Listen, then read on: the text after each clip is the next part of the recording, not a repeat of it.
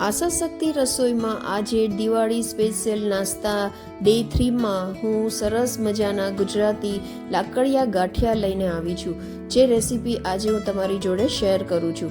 આ રેસીપી એકદમ ઇઝી છે, ખૂબ જ એકદમ સરળ રીતે આપણા ઘરમાં બની શકે છે। જે લોકો પહેલી વાર ટ્રાય કરશે ને એનાથી બી આ રેસીપી બહુ સરસ બનશે, બહુ સરસ ગાંઠિયા બનશે અને ગાંઠિયા એકદમ ક્રિસ્પી કડક સરસ બને છે। તમે જરૂર એકવાર ટ્રાય કરજો, વિડીયો સ્કીપ ન કરતા એન્ડ સુધી જોજો, બહુ મજા આવશે।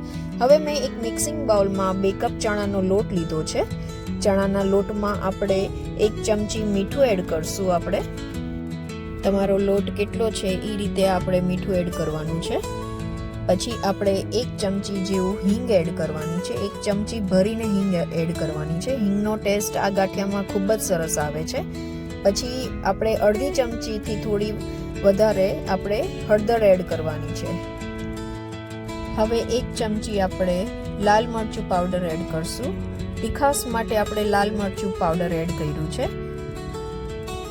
1 ચમચી ભરીને આપણે અજમો એડ કર્યો છે। અજમો બી થોડો વધારે એડ તમે કરી શકો છો, અજમાનો ટેસ્ટ બી બહુ સરસ આવે છે। હવે આપણે કાશ્મીરી મરચું એડ કરવાનું છે। કાશ્મીરી મરચું મેં અહીંયા 1 ચમચી જેવું લીધું છે। કલર માટે મેં એડ કર્યું છે, એટલે આપણે તીખું વધારે ન જોઈએ તો આપણે કાશ્મીરી મરચું એડ કરી શકીએ છીએ। બસ એક ખાલી આપણી લોટ બાંધવો એની જ ખૂબી છે। લોટમાં આપણે આટલા માપસર મસાલા આપણે એડ કરી લઈએ એટલે આપણો એકદમ લોટ પરફેક્ટ આપણો તૈયાર થાય છે।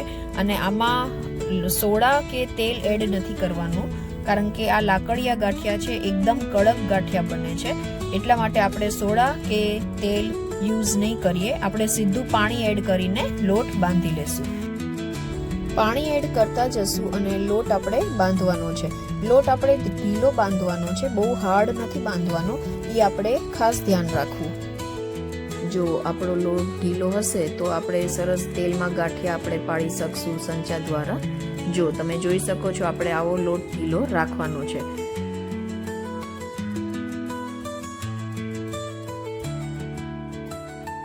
આપણો જો આવી રીતે લોટ ઢીલો રાખવાનો છે, લોટ સરસ તૈયાર થઈ ગયો છે। અને હવે આપણે 2 ભાગમાં આપણે ડિવાઈડ કરશું। પહેલાં હાથમાં તેલ લગાવી લઈએ આપણે, અને પછી આવી રીતે અલગ અલગ કરીને આપણે સંચામાં અંદર ફિલ કરવાનું છે। પહેલાં આપણે લોટને એકદમ એક ભાગ લઈને લોટને એકદમ સરસ રીતે થોડું તેલ એડ કરીને ચીકવી લેશું। એકદમ ઢીલો આપણે સરસ લોટ છે અને એકદમ આવી રીતે આપણે ચીકવી લેવાનો છે, અને પછી આપણે સંચામાં ફિલ કરવાનો છે। અને હવે આવી રીતે સંચો મેં લીધો છે, આમાં આપણે ગાંઠિયા પાડવાના છે। હવે તો માર્કેટમાં સરસ મજાના અત્યારે સંચા મળે છે, મશીન મળે છે ગાંઠિયા પાડવાનું। આ મારે જૂનું છે, એકદમ જૂનવાણી છે, તો તમારી પાસે જે હોય તમે લઈ શકો છો ગાંઠિયા પાડવા માટે। અને હવે મેં અંદર તેલ લગાવી લીધું છે, અને સંચામાં અંદર મેં બી તેલ લગાવી લીધું છે, અને જાળી જે છે એમાં બી મેં તેલ લગાવી લીધું છે। આવી નાની જાળી, નાના કાણાવાળી જાળી લેવાની છે। લાકડિયા ગાંઠિયા આ નાની જાળીથી પડે છે। પહેલાં નાના કાણાવાળી જાળી આપણે અંદર ફિટ કરી લેશું, અને પછી આપણે લોટ એડ કરવાનો છે। હવે આપણે ઉપરથી ઢાંકણું ઢાંકીને મશીન એકદમ બંધ કરીને, ટાઈટ બંધ કરીને આપણે ગાંઠિયા પાડવાનો તૈયારી કરશું। આપણું હવે કડાઈમાં તેલ ગરમ થઈ ગયું છે, એટલે હવે આપણે ગરમ તેલમાં ગાંઠિયા પાડવાના છે।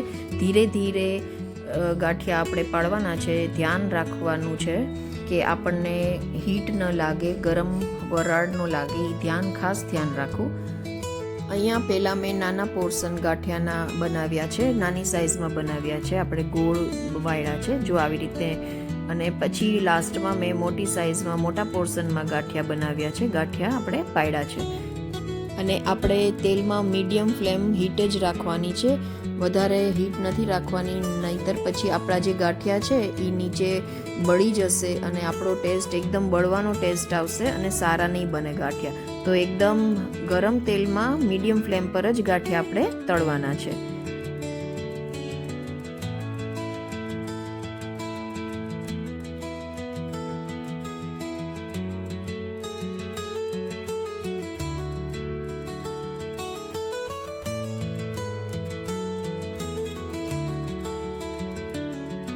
અને અને આપણે ગાંઠિયા છે ને તળવામાં જરા બી વાર નથી લાગતી.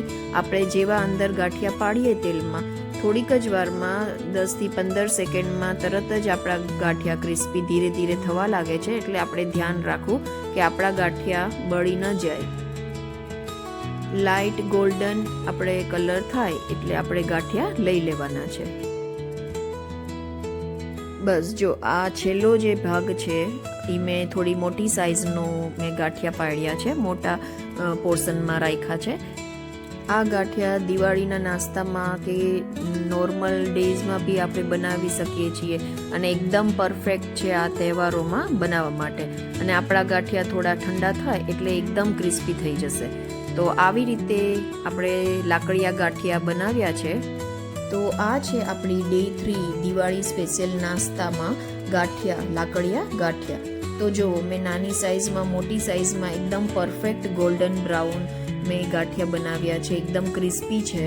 અને આશા છે કે તમને બી આ રેસીપી ખૂબ જ ગમી હશે અને ઘરે તમે જરૂર ટ્રાય કરશો. જો વિડીયો ગમ્યો હોય તો લાઈક, શેર, સબસ્ક્રાઈબ જરૂર કરો.